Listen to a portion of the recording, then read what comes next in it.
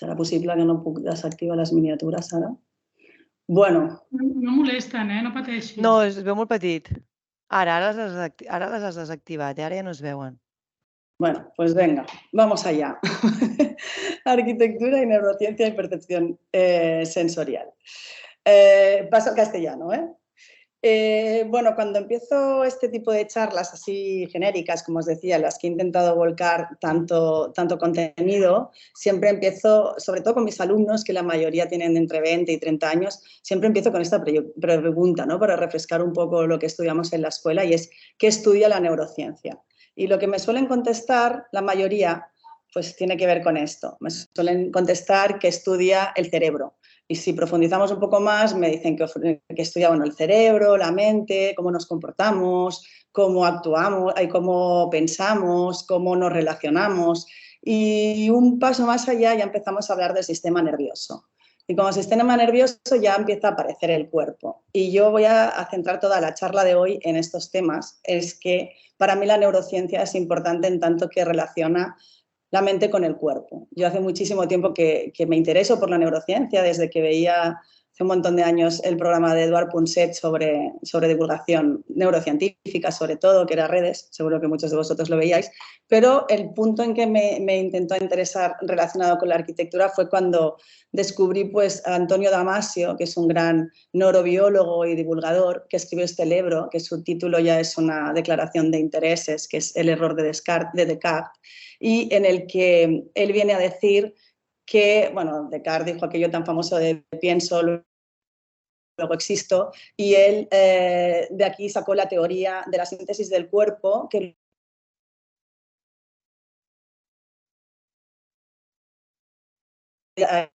diferenciadas, el cerebro y el cuerpo, pero sin duda están en continua relación. Están todo el tiempo enviándose información y viven absolutamente en simbiosis.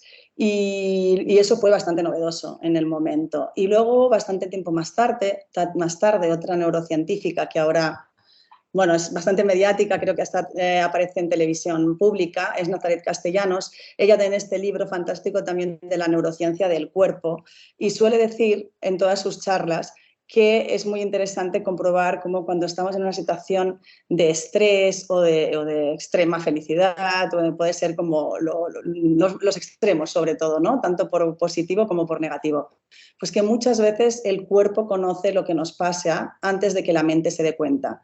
Y esto me parece súper interesante. Seguro que os ha pasado alguna vez que estáis viendo una película de terror o en un momento especialmente emotivo y tenéis alguna reacción se os acelera la respiración o la frecuencia cardíaca, sudoración, ¿no? En las manos, sobre todo, pues todo eso son reacciones del cuerpo antes de muchas veces haber procesado lo que realmente nos ocurre a un nivel racional.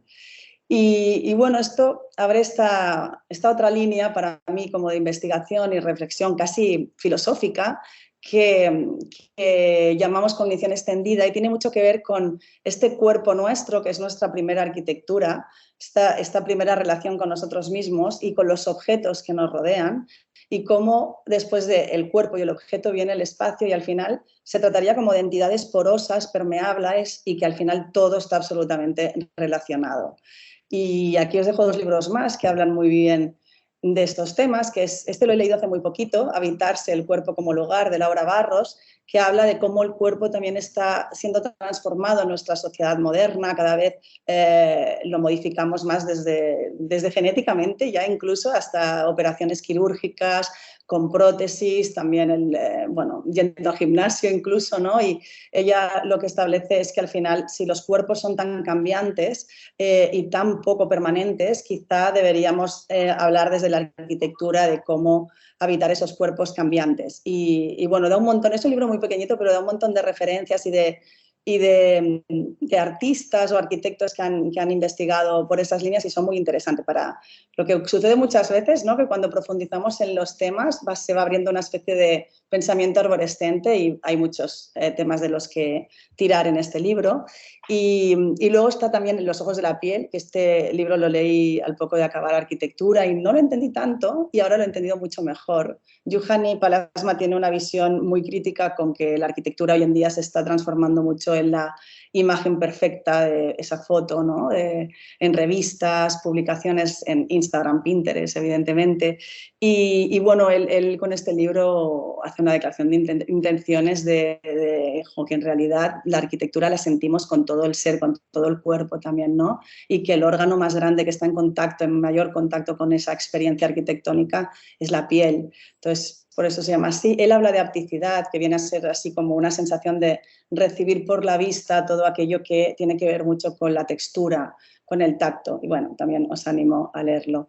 Y en esta línea del cuerpo, objeto y espacio, hago 3 apuntes muy rápidos, que uno es pues, la Casa del Futuro que se hizo en una exposición de los Smithson, que seguro que muchos conocéis, y que lejos de los convencionalismos arquitectónicos de la época, esto estamos hablando de los años 50, ellos quisieron hacer una especie de vivienda, bueno, en esta época empezaba a ser la explosión de la tecnología y de un montón de artefactos y de robotizados ya para el hogar, ¿no? Y ya entonces estaba empezando a hablar como de realidades virtuales incluso, y bueno, hicieron esta especie de vivienda que es como mucho más orgánica que lo que se estaba haciendo en el momento, y es como una especie de membranas también y de estas formas más curvilíneas que acogen a sus habitantes, sobre todo en relación a los objetos, que un poco los definen a ellos y ellos también definen a su vez los objetos y el espacio.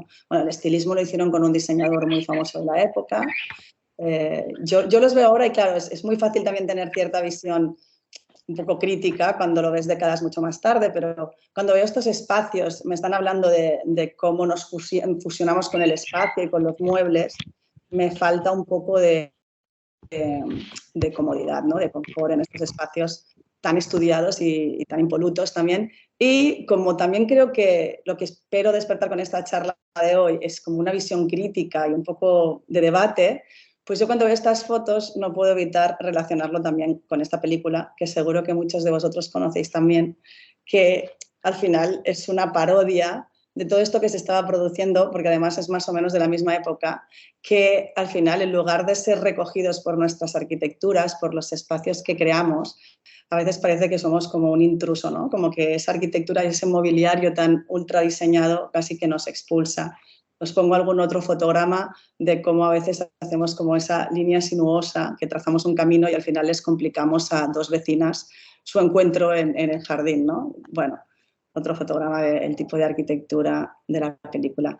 Otro apunte de cuerpo, objeto, espacio. Esto es la instalación que hizo Toyo Ito, que se llamaba La chica nómada de Tokio, y definía también otra vez con estas, me llama la atención que siempre son como membranas muy permeables, muy entre translúcidas y como muy efímeras, y cómo definía al final la vida de una persona con sus objetos personales más básicos o más, no sé si básicos, pero que más te definen, y cómo podía con otra membrana dentro de esta membrana generarse este pequeño pedazo de intimidad y realmente convertirse en casi, es una instalación evidentemente y una reflexión, ¿no? Pero en casi esta vivienda nómada. También él era muy crítico con la sociedad, sobre todo en Japón. Bueno, más que crítico, habría esta reflexión, ¿no? De al final tu comedor pasa a ser el restaurante de la esquina, tu lugar donde, en lugar de hacer deporte en el jardín, vas todo el día al gimnasio, ¿no? Y tu armario, en lugar de tener la ropa en casa, vas cada día a la tienda a renovar el vestuario. O sea, otra vez era una crítica un poco a esta sociedad del consumo y a esta casa que era como un espejo roto en pedazos y que a veces se componía con los objetos mínimos, ¿no? Y se podía trasladar. Y también he añadido ahora a última hora esta instalación que en su momento me pareció bastante controvertida, de Andrés Jaque, que además acaba de ganar uno de los FAD. Y bueno, ya es como reducido al mínimo. Es como, este se llamaba Tecno Geisha, y era como definir un poco el espacio y el volumen que ocupamos a través ya directamente de nuestra indumentaria. Era un traje que se podía como dilatar y contraer, o sea, iba cambiando la cantidad de volumen que podía tener el traje en función de la necesidad de intimidad que necesitara, en este caso, su usuaria, ¿no? Y bueno, era interesante también una serie de reflexiones. Era como también otra vez esos automatismos, esa tecnología fundida con nosotros, dónde acaba la persona y empieza el objeto y el espacio, ¿no? Bueno, son líneas casi filosóficas, bueno, del todo filosóficas, pero a mí me parecía interesante tratarlas en esta charla porque al final esto de la neuroarquitectura es muy reciente, estamos viendo hacia dónde va, pero hace mucho tiempo, muchas décadas y, bueno, y siglos que la gente que construye espacios y cosas relacionadas con el diseño de objetos y con lo que nos rodea de ese entorno diseñado, se viene preguntando hacia cómo inciden esos espacios y esos objetos en nuestro bienestar, ¿no? Entonces aquí os traigo otro apunte. Esto tiene mucho que ver, lo que os voy a explicar ahora, con las sesiones que hacemos en lo de posgrado que dirige Sonia Hernández Montaño, de Arquitectura, Salud y Bioconstrucción. Y yo hablo de muchos más ejemplos de la arquitectura moderna del siglo XX, pero hoy os traigo uno de mis preferidos. Estos seguro los conocéis, son Álvar Aalto y su primera mujer, Aino. Y bueno, es un edificio que sin duda para mí es un referente de buen edificio diseñado con el usuario puesto en el centro del diseño. Y Álvar Aalto ganó este concurso justo después de pasar por una enfermedad. Bueno, estuvo postrado bastante tiempo, entonces en ese periodo se dio cuenta de que el punto de vista de un enfermo en posición horizontal pues no tiene nada que ver con cuando estamos de pie, ¿no? O sentados. Entonces diseñó casi todo teniendo en cuenta la perspectiva del enfermo. Entonces el techo pasa a ser el alzado principal y diseñó toda la iluminación de forma indirecta para que no te deslumbrara y luego hizo otras cosas. Bueno, evidentemente en esta época la clase media bienestante, cuando quería curarse de cualquier mal, se iba a un balneario o a un sanatorio y creían que se combatían muchas de las enfermedades con baños de sol y de aire y alejados de la ciudad. Tampoco tan lejos de lo que muchas veces nos dicen ahora mismo, ¿no? Pero bueno, en todo caso siempre tenían estas terrazas, estos solarium para tomar esos baños de sol durante unas horas. Y Álvar Aalto también diseñó, todo el mueble era súper ergonómico, diseñado por ellos en madera, y también diseñó el lavamanos, las habitaciones eran compartidas, entonces estudió muy bien el radio de curvatura para que cuando te lavabas las manos no molestaras al compañero si estaba durmiendo. Luego también diseñó el zócalo entre el encuentro de la pared y el plano horizontal del pavimento para facilitar, era redondeado para facilitar la limpieza.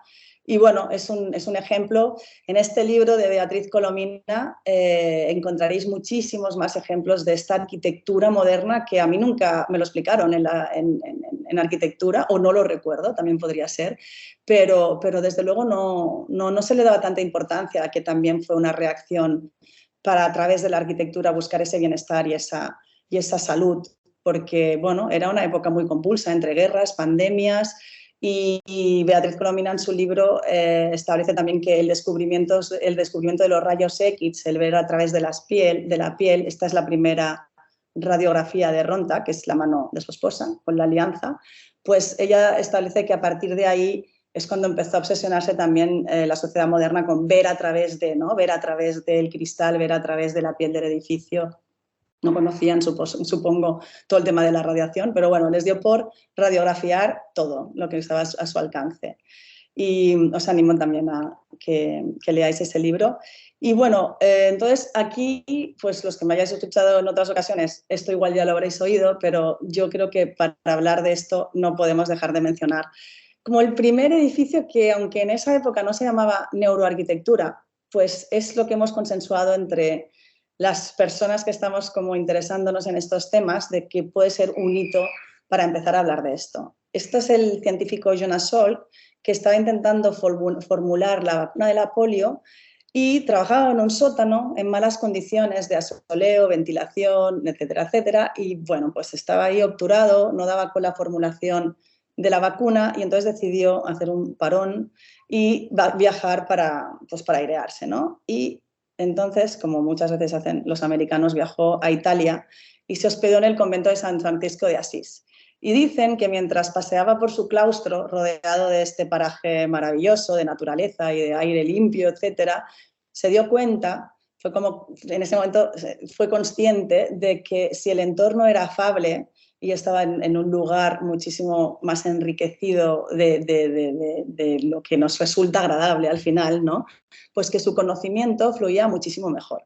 Entonces volvió a Estados Unidos y le pidió a su gran amigo y gran arquitecto Louis Kahn que le construyera su nuevo laboratorio. Y le trabajaron muy mano a mano cliente y arquitecto y le pidió que fuera diseñado sobre todo pensando en los parámetros de bienestar para los usuarios, que principalmente eran los investigadores. Entonces, seguro que este edificio lo conocéis todos, hizo este maravilloso edificio donde hay estos corredores continuamente ventilados, tiene unas condiciones de iluminación de asoleo fantásticas. Hizo también, pidió zonas de reunión porque se ve que antes no las tenían, como para poder intercambiar ese conocimiento al final de la jornada entre científicos, y evidentemente venía de Italia, pues también esas cosas muy de la arquitectura clásica, en realidad la presencia del agua como un elemento que transmite paz y calma, ¿no? Y luego, pues bueno, esta vista estupenda con mucho campo visual de profundidad y bueno, está rodeado también de bastante vegetación. Entonces, un poco hemos consensuado que este es el hito de del primer edificio así de la arquitectura moderna que se hizo bajo estos parámetros, ¿no? Aquí os dejo 3 libros que hablan de lo que hemos visto hasta ahora: Arquitectura de Cristal, La Buena Vida, y Fernanda Canales, que escribió también Mi Casa, Tu Ciudad, que también es súper interesante. Luego, si queréis, también me podéis preguntar más o incluso extra de la sesión, de bibliografía, documentales, etcétera. Y bueno, aquí os voy a hablar ya de la neurociencia con la arquitectura, qué tiene que ver la neurociencia, la arquitectura y la percepción sensorial, ¿no? Precisamente ese edificio que acabamos de ver, el Instituto Sol, le damos tanta importancia porque es donde está la Academia de la Neurociencia para la Arquitectura, la ANFA. Y uno de sus primeros presidentes, creo que fue el segundo, fue Fred Gage, y precisamente él es el autor, o sea, es el creador de la teoría de la neurogénesis, que yo supongo que igual que ya estáis, a diferencia de otras células del cuerpo que se van reproduciendo exponencialmente, nacemos con las mismas células nerviosas que casi morimos, con las neuronas. Es decir, es más, las vamos destruyendo a medida que nos hacemos mayores. Pues bien, hizo una serie de experimentos Fred Gage que trató de, o sea, los ratones lo hizo con ratones, y los ratones con los que trabaja en el laboratorio normalmente tienen unas jaulitas muy austeras. Y lo que hizo él es trasladar a unos cuantos de ellos a unas jaulas muchísimo más enriquecidas en estímulos sensoriales. Supongo que les puso, bueno, evidentemente sí que les puso la rueda del hámster, algunos circuitos para que tuvieran más capacidad de movimiento, pero supongo que también los estimuló con otras cosas como la textura, los olores, cambiar la alimentación. Y al cabo de un tiempo, cuando puso a los ratones de un grupo y de otro a resolver problemas como un laberinto y otros problemas que tienen que ver con la capacidad de resolución de los ratones, se dio cuenta que los que habían estado en entornos enriquecidos lo resolvían con mucha mayor agilidad. Entonces, al margen de si somos o no capaces de crear nuevas neuronas, que por lo visto se ve que sí, en una región específica del cerebro, lo que sí que es muy importante es que tengamos en cuenta que lo que hemos de tratar de hacer a lo largo de nuestra vida es incrementar esa conectividad neuronal, o sea, enriquecer nuestra conectividad neuronal, y está demostrado que si estamos en un ambiente adecuado, suficientemente enriquecido de estímulos, sin pasarnos, sin que sea Las Vegas, siempre digo, pues sin duda vamos a enriquecer esa red neuronal. Y si hablo de Fred Gage, pues hago un apunte muy rápido porque bueno, me apasiona la vida de Ramón y Cajal, y además el año pasado hice una formación sobre su legado científico y me parece, es premio Nobel de aquí además, y me parece que es un hombre fascinante, además de que era muy polifacético, era un hombre casi renacentista, le encantaba la ciencia, pero es que en realidad él lo que amaba por encima de todo es dibujar. De hecho, él quería ser artista y su padre le condujo más por el camino de la medicina, que también pues, nos dejó todo ese legado, ¿no? Pero nunca dejó de dibujar. Y bueno, era un tipo muy curioso, tenía muchas otras inquietudes, le encantaba ir de excursión a la montaña, y luego su primer trabajo hizo de culturista en una especie de circo, o sea, era un tipo como muy, muy variado. Tiene unas fotos por ahí que aparece él en el bosque con una especie de taparrabos, con un amigo, no sé, es un tío que debía ser un divertido y que le interesaban un montón de cosas. Pero aquí lo que nos importa es esa capacidad de dibujar.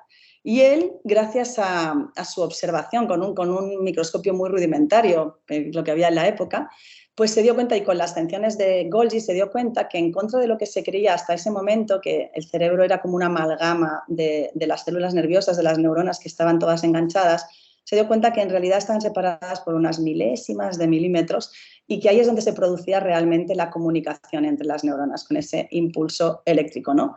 Y esto es lo que dio lugar a toda la teoría de la neurociencia moderna y todavía se estudia con cosas que descubrió, a partir de cosas que descubrió Ramón y Cajal. Así que tenía que hablar de él. Esta frase que también me encanta y la suelo decir siempre en las clases, que es copiar domestica la atención. O sea, muchas veces, como ahora ya siempre llevamos la cámara de fotos en el bolsillo, tendemos a fotografiar aquello que no queremos olvidar, pero yo creo que no es hasta que lo dibujamos que no vemos cómo está ensamblada una silla, una lámpara y bueno, pues sin duda nos da esa comprensión, ¿no?, del objeto.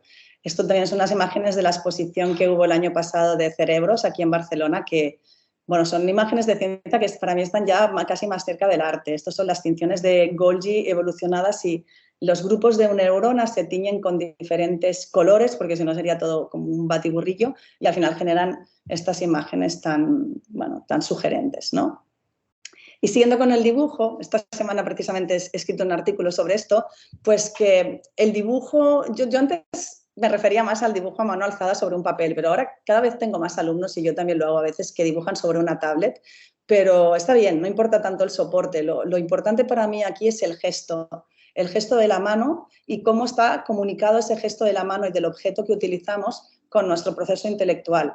En el dibujo se involucran un montón de zonas neuronales, es un proceso muy intelectual y uno de los más importantes que se involucran en este proceso es nuestra capacidad de navegación espacial. O sea, desde que tú tienes una idea hasta que la trasladas al soporte físico, tienes que hacer esa traslación espacial y si os dais cuenta, los niños pequeños, por ejemplo, todavía no son capaces. Muchas veces dibujan algo y les falta papel o muchas veces en una esquinita, o sea, esa capacidad de proporción requiere bastante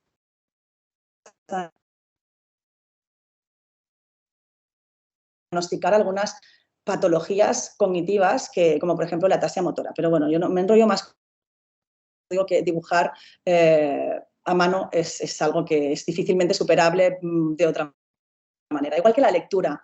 También creo que hubo un boom de las tablets y de los Kindles, ¿no? Y las Kindles, no sé cómo se llaman en realidad porque no las uso. Yo siempre he seguido leyendo en papel porque soy de subrayar y anotarme cosas en los márgenes y luego mirar y doblar hojas. Entonces, también que sepáis que tanto en el dibujo como en la lectura se involucran muchas otras funciones, muchas otras percepciones, sentidos. Se involucra el del tacto, sin duda, se involucra pues el olfato de ese papel, de ese libro viejo, del papel con el que estamos dibujando o si nos estamos tomando un café, y se involucra también nuestra capacidad de saber en qué postura estamos. Yo seguramente dentro de unos días, cuando me acuerde de esta charla, me acordaré de dónde estaba sentada, en qué postura estaba sentada, ¿no? Y bueno, se involucra esa capacidad de identificar el lugar, el espacio, y muchas veces recordamos algo que hemos leído por el lugar físico en el que estaba ese párrafo concreto, ¿no? Entonces, bueno, son funciones que tienen mucho que ver con esta percepción sensorial.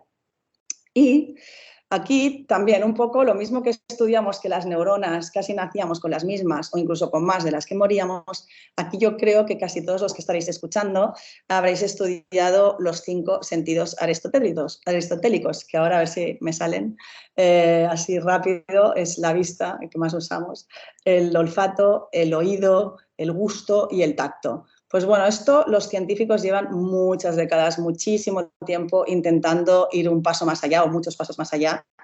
Y la comunidad científica, hay quien dice, o sea, hay muchísimas teorías, hay quien dice que tenemos tantos sentidos como cosas somos capaces de notar con nuestro cuerpo, ¿no? Hay hasta 30 sentidos y la lista puede ir creciendo. Yo me quedo con esta lista que os dejo, que es la más consensuada por la comunidad científica, que ha dividido los sentidos en 2 grandes grupos. La estereocepción, que son aquellos que tienen que ver con todo lo que nos viene del medio, del entorno, en nuestro caso sería del entorno construido, ¿no? Y la propiocepción, que esto es como la gran novedad, que es propiocepción e interocepción, que es todo lo que tiene que ver con el cuerpo desde la epidermis hacia adentro, ¿no? Que es esa capacidad de saber lo que os comentaba, en qué postura estamos y cómo está nuestro cuerpo a nivel más físico exterior, y la interocepción es esa capacidad de notar, pues, si se te acelera el ritmo cardíaco o respiratorio, respiratorio, sí, bueno, se dice, si esa sudoración de la que hablábamos antes, ¿no? Y esa capacidad de, bueno, quien adolece de me duelen los riñones, es capaz de identificar algún tipo de dolor o de sensación de dentro de los órganos interiores del cuerpo, ¿no? Y entre los de la exterocepción, que para mí me gusta considerarlos como esas antenitas que tenemos, como los medios de comunicación, ¿no? Que se enteran de todo lo que pasa alrededor, pues está el visual, que es uno que ocupa muchísima energía y que estamos absolutamente sobreestimulados. Y luego en el tacto se han agrupado unos cuantos más, que es el somatosensorial, que sería, aparte del tacto, la temperatura. Por ejemplo, para mí tiene mucho que ver con el confort dentro de un espacio. Si no estoy bien de temperatura, muy bien diseñado puede estar que no me siento a gusto. La higroscopia, que es la capacidad de un material o incluso de nosotros de retener y liberar humedad al entorno exterior, y luego la presión y el dolor. El dolor hay quien lo pone aparte, como nociocepción, pero bueno, a mí me parece que tiene que ver también con lo somatosensorial. Y luego está la percepción acústica, la olfativa, que no tenemos más tiempo hoy, pero me encantaría explicaros que es el sentido más relacionado con los recuerdos, pero bueno, si da tiempo luego algún comentario haremos. Y la percepción gustativa.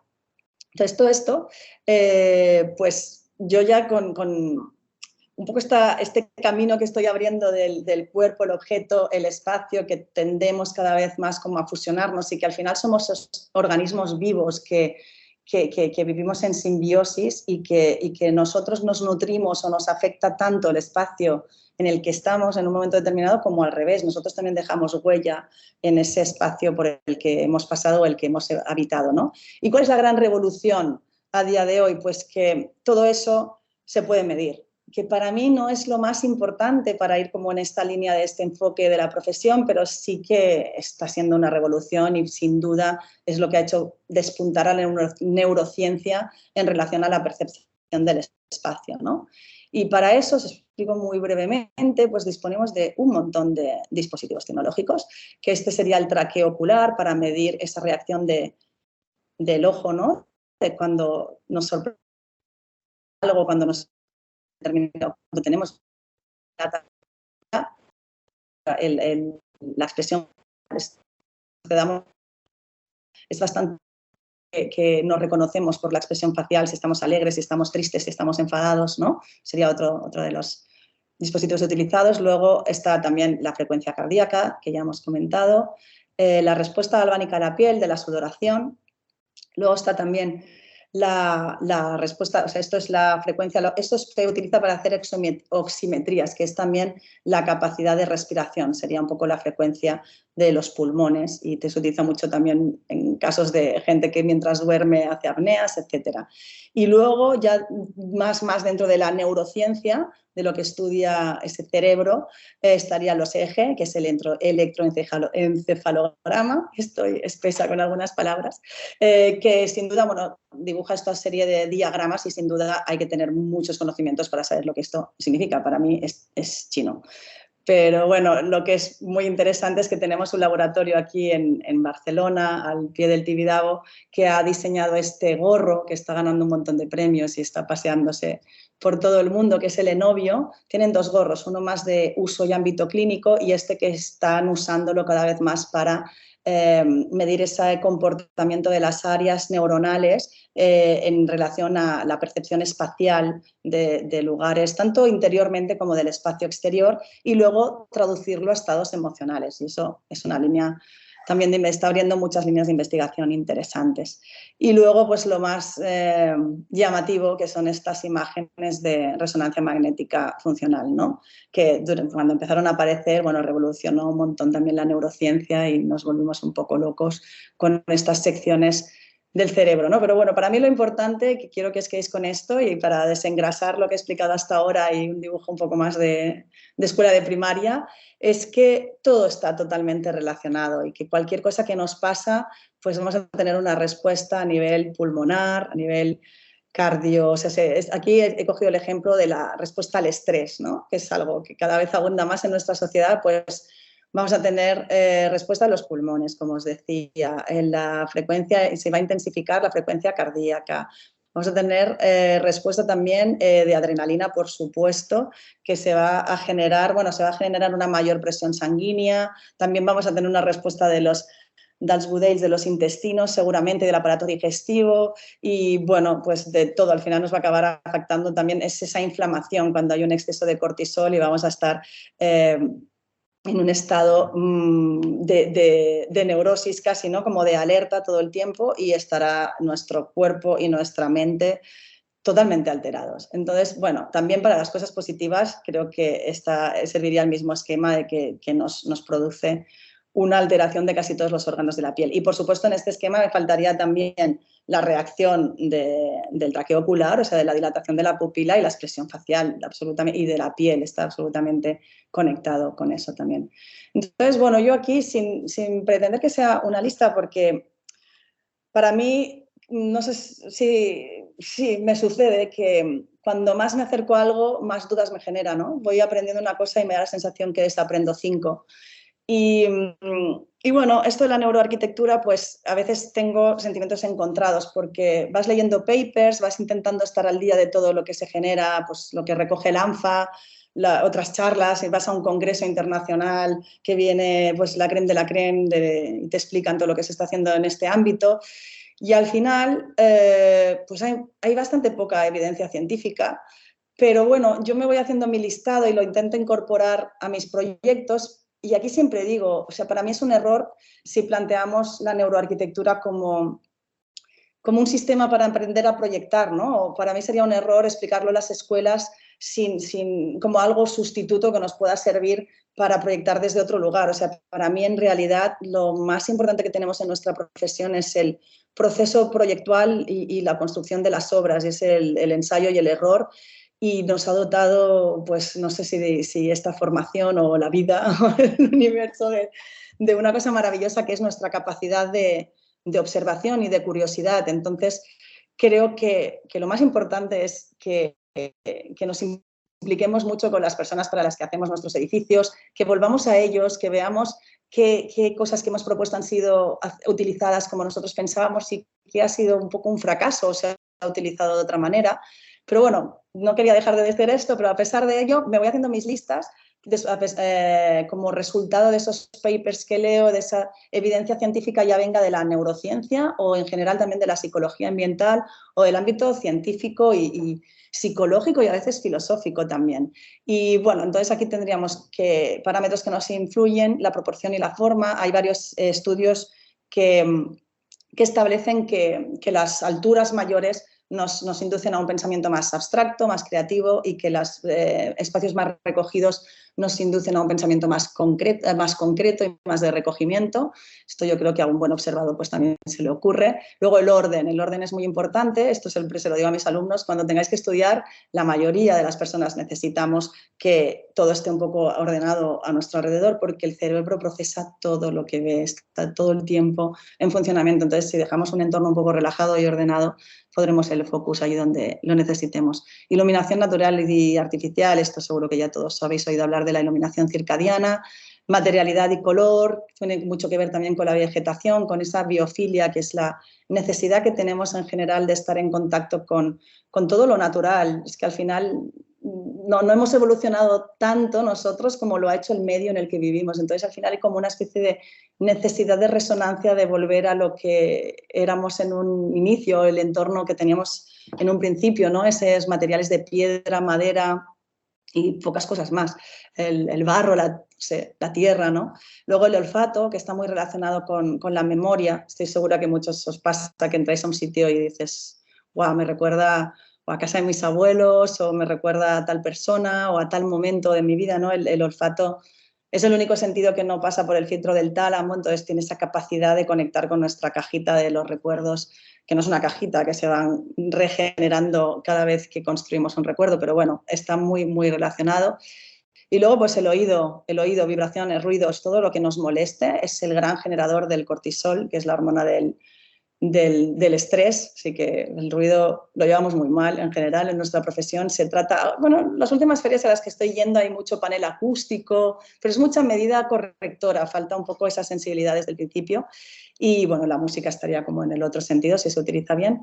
Y yo pues por mi formación en este posgrado de arquitectura, salud y bioconstrucción siempre voy añadiendo más capas, ¿no? Que es la calidad del aire interior, que tiene mucho que ver con los revestimientos, con las pinturas y los textiles que utilizamos, y luego también pues, los campos eléctricos y con los campos electromagnéticos, que estamos rodeados de wifi y de restos de esos campos que, bueno, hay buenos expertos en la formación del ser que lo explicarían súper bien, pero yo cada vez voy como incorporando más esos estudios en mis proyectos.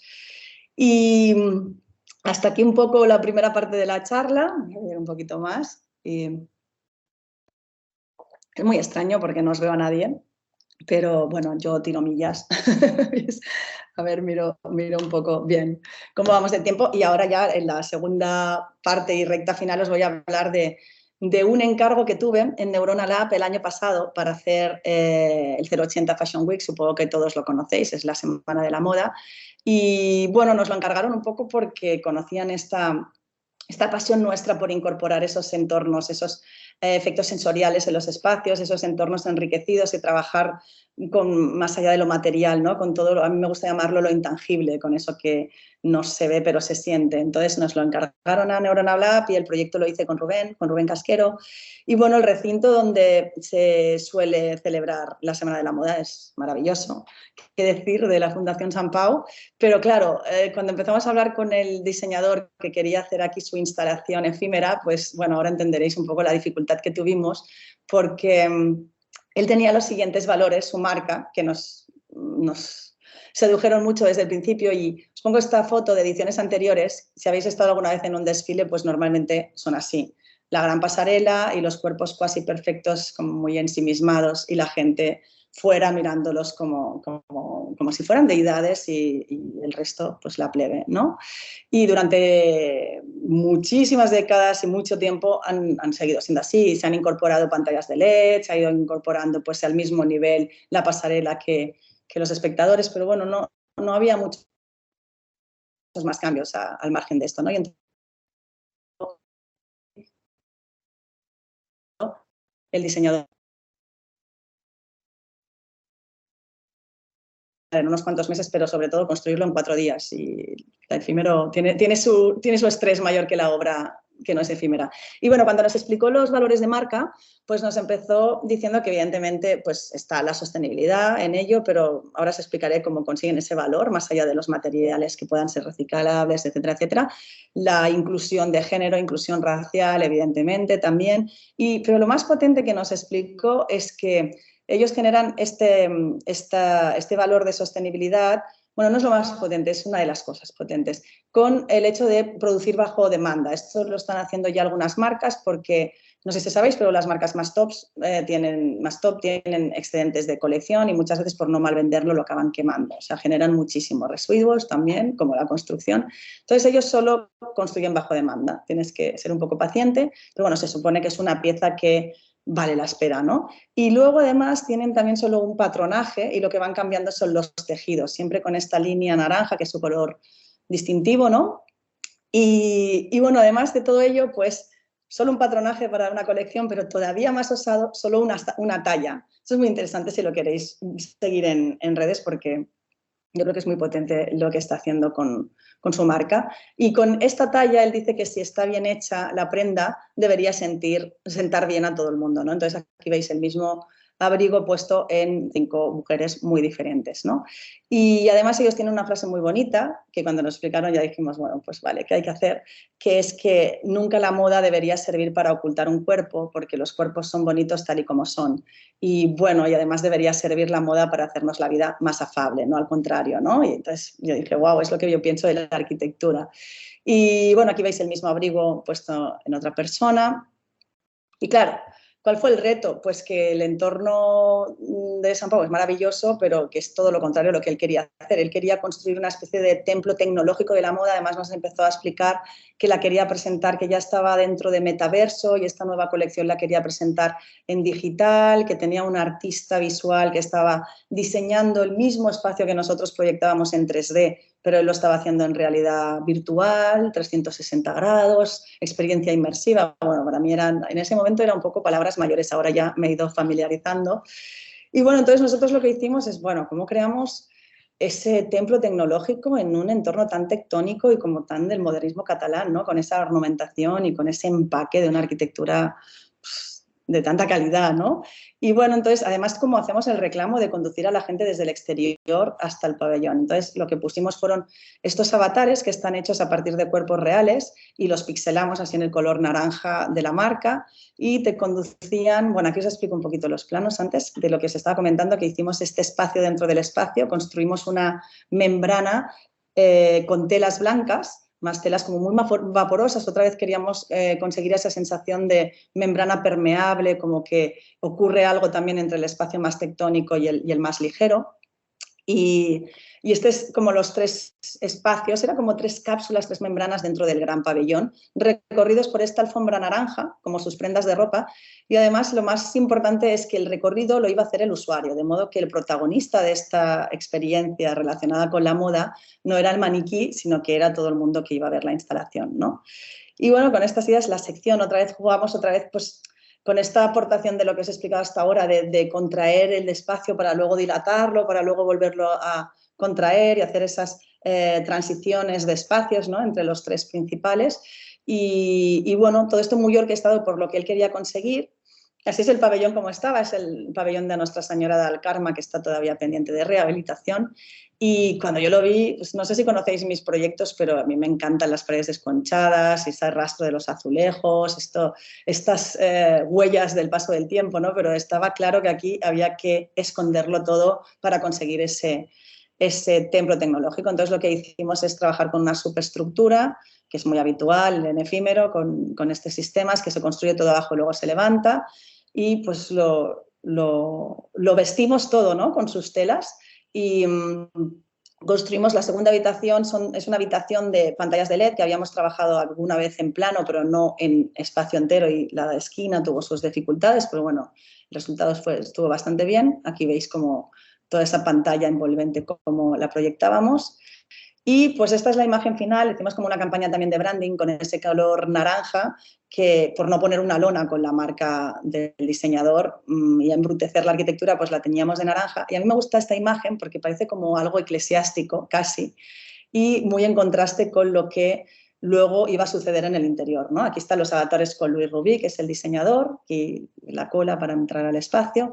Y una cosa que también quisimos hacer, pues mantuvimos la puerta, que estaba hecha polvo, de madera, la preexistencia, ¿no? Pero quisimos mantener esa escala muy reducida de la entrada y jugar con este material que yo casi nunca uso en mis proyectos, que es este material tan jampan, ¿no? Tan plasticoso y tan brillante, que es una cortina de carnicería o de taller, de modo que la puerta se convirtiera casi en esa mirilla de Alicia en el País de las Maravillas, ¿no? Que entras a través de ella en el mundo onírico del diseñador, de Louis Rubí. Y bueno, este es el espacio de esas telas blancas que habéis visto antes de las fotos, teñidas por luz azul. Y aquí es donde la primera sala en la que te ibas a conectar unas gafas con esa realidad virtual del espacio dentro del espacio, y vas a recorrer de la mano del avatar de Luis toda la experiencia y la presentación de la colección, ¿no? Era muy divertido ver a la gente. Seguro que todos habéis usado las gafas ya, pero esto eran 15 minutos y realmente para mí lo más curioso de estas experiencias es que pierdes la sensación del peso de tu cuerpo, ¿no? Pierdes como el contacto con el plano del suelo y te da una sensación de ingravidez, es como que pierdes la gravedad. Y bueno, evidentemente siempre pongo este apunte porque aunque estamos en la revolución tecnológica de tanta realidad virtual y tanto diseño con tecnología, seguimos en la medida de lo posible usando estas maquetas, que esto es una foto del estudio del diseñador, y colocó estos maniquís para ver cómo luego en la tercera sala sí que quería ya presentar su colección física, pero desafiando esa gravedad, que es la misma sensación que habías tenido en la experiencia virtual, ¿no? Entonces, lo veis aquí trasladado a la realidad, con luz mucho más blanca, quería dar esa sensación de nave espacial. Y bueno, aquí las fotos las hicimos antes de que entrara la gente, pero bueno, realmente era ese recorrido de la alfombra por todos los usuarios, ¿no? Y que veis también pues esos tejidos que en la experiencia virtual estaban muy bien conseguidos. La gente a veces alargaba las manos como para tocarlos cuando estaba con las gafas. Y para conseguir todo esto, pues desde el principio estuvimos luchando de incorporar aquello que nos gusta, lo intangible, ¿no? Entonces incorporamos, pues,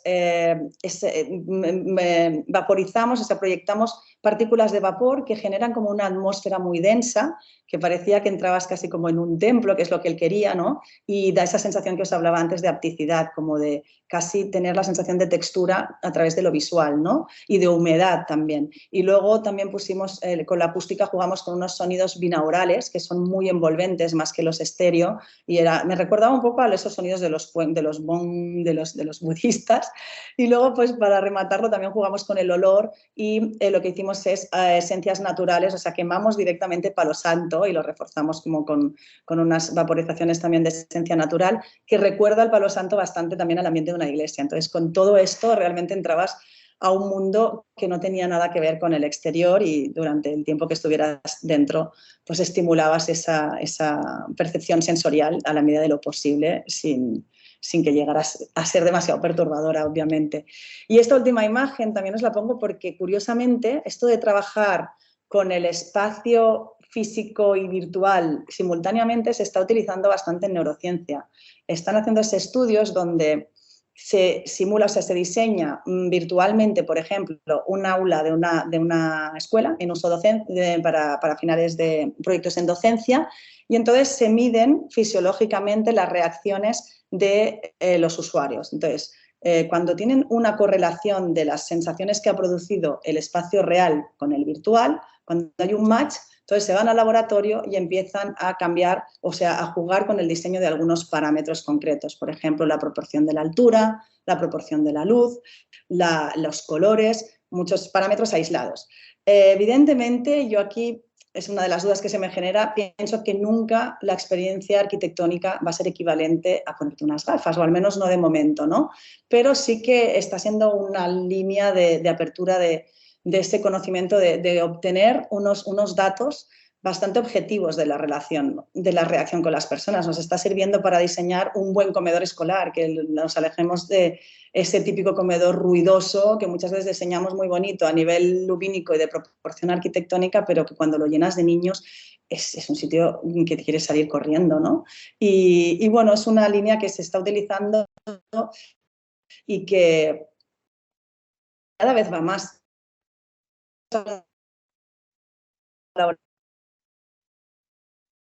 Y acabo, por cierto, que es un proyecto con financiación con fondos europeos, y lo que están haciendo es lo mismo que os acabo de explicar que se puede hacer para diseñar un aula, lo están haciendo, o una habitación de hospital también, el ejemplo anterior.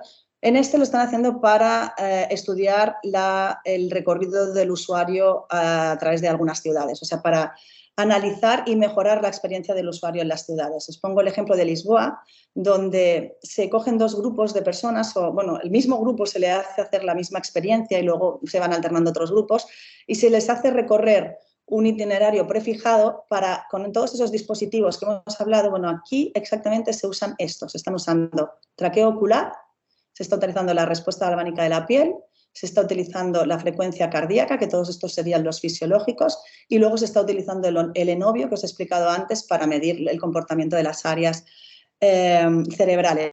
Entonces, cuando tienen toda esa experiencia del usuario en el espacio real, lo hacen también en laboratorio con el espacio virtual. Y a partir de ahí pueden empezar a investigar pues, cuáles son los inputs que más facilitan la navegación por el espacio. Sobre todo esto se hace con finalidades de mejorar la experiencia de personas que tienen riesgo de demencia o de alguna degeneración cognitiva.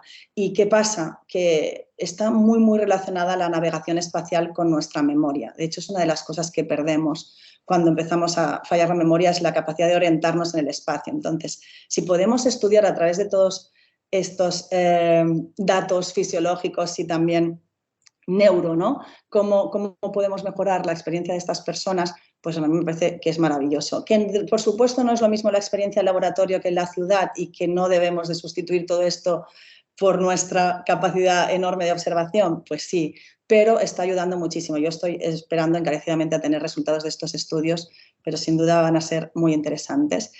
Y como última reflexión, os dejo algo muy reciente que he hecho la semana pasada. Ha sido un workshop, un taller de una semana, que era neurociencia, ciencia en general, inteligencia artificial aplicada en diseño de espacios.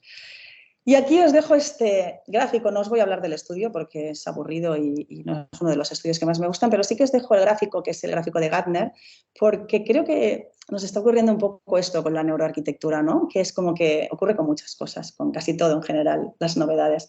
Hay como un pico de lanzamiento, llegas ahí como al pico de expectativas que a veces están sobredimensionadas, te crees que va a ser muy fácil saber qué está sintiendo una persona en un determinado espacio que tú has diseñado, pero para llegar a eso necesitas un montón de experiencia y un montón de análisis y al final siempre hay como unos resultados un poco sesgados porque todos los estudios en ciencia acaban diciendo que hay que seguir estudiando además y además que no podemos hacer los estudios con las personas que realmente van a usar el espacio muchas veces. Pero bueno, entonces luego viene el abismo de desilusión y luego viene esa rampa de consolidación que yo creo que soy muy optimista, que es donde nos estamos colocando ahora y espero que estemos alcanzando esa meseta de productividad. Pero también se está empezando a mezclar con la inteligencia artificial y os quiero dejar esta reflexión. Esta semana hemos hecho como un taller de buscar las nuevas tendencias en espacios de trabajo a través de artículos que sobre todo venían de la neurociencia y de evidencia científica en general, que hablaban pues mucho de la biofilia, de los materiales naturales, de la presencia del agua que nos induce a estados de calma, de esa combinación de alturas que os he explicado antes, ¿no? De, bueno, cosas que están totalmente en tendencia, pero que a la hora de incorporarlos en los proyectos a veces quedan un poco empobrecidos. Es como hago una oficina estándar y al uso de toda la vida y luego le pongo 4 plantas que además se nota muchas veces que están añadidas a posteriori, ¿no? Pues bueno, todo esto con los programas de Leonardo hemos usado en Midjourney es muy gracioso porque yo lo he visto hacer en horas, o sea, en menos de una hora, tú le pones, ni siquiera estas imágenes, le pones el prompt, que vendría a ser así como el briefing de lo que quieres conseguir y los alumnos te consiguen esto, que no es una imagen de Pinterest ni de Instagram, no es una imagen que exista en Internet, es una imagen que han diseñado ellos según su briefing. Estas son las imágenes de una alumna, pues conseguidas en minutos, yo creo. Es que en realidad le lleva más tiempo el análisis previo y todo, cómo volcamos toda esa evidencia científica, cómo podían ser los espacios, que luego, una vez tienes, además lo hacen con ChatGPT, el prompt, pues lo traduces a la inteligencia artificial, a las herramientas de generar esos espacios y tienes estas imágenes que cuando menos pues son sugerentes, ¿no? Es como, bueno, a mí como proyecto en la escuela me parecería interesante, podríamos discutir muchas cosas, pero bueno, es un entorno que parece bastante agradable para trabajar, que tendría muchos problemas de instalaciones, etcétera. Este ya de construcción te cuento, ¿no? Pero como que veían esa presencia del agua, pues también se imaginaban una zona de reunión y de descanso casi dentro de un acuario. Y bueno, la reflexión que dejo es que esto es muy interesante y sugerente, pero ostras, me estoy dando cuenta que por otro lado están dejando de ser capaces, y estos eran alumnos de máster que ya han acabado su formación, están dejando de ser capaces de volcar estas ideas a un sencillo esquema en planta en el que analicen un poco pues, los recorridos, la proporción de los espacios, ¿no? Incluso que constructivamente luego eso, ¿cómo lo haces? Y por eso os quiero dejar con estos 2 libros, que uno me lo estoy leyendo ahora y el otro es de cabecera también, y es La mano que piensa. O sea que, una vez más, vuelvo a acabar casi como he empezado, que no podemos dejar de utilizar las herramientas manuales y digitales, si es con una tablet, pero que el dibujo todavía nos permite muchísimo tener ese control de la proporción y pasar del detalle constructivo a una planta general y después una idea, volcarla en el mismo papel o en el mismo soporte tecnológico. Entonces, estos son unos dibujitos así al random de nuestras sesiones en Neurona Lab, pero sí, tratamos de combinar toda la tecnología que nos parece fascinante y que no queremos dejar de aprenderla, pero con los dibujos y con llevar siempre un cuaderno de notas en el bolsillo o el bolso. I bueno, con esto pues jo acabaria. Gràcies, Anna. I jo coincideixo amb tu, és a dir, la SER és casa vostra, podeu venir quan vulgueu, aquí n'hi ha un espai per si voleu treballar. Gràcies per tot i fins la setmana que ve que parlarem de l'ampliació d'un institut a Tiana. Moltes gràcies, en fusta. Que vagi molt bé a les 5 de la tarda. Adéu. Que vagi bé. Molt bé. Adéu, Anna, Adéu. gràcies a tots. Que vagi molt bé.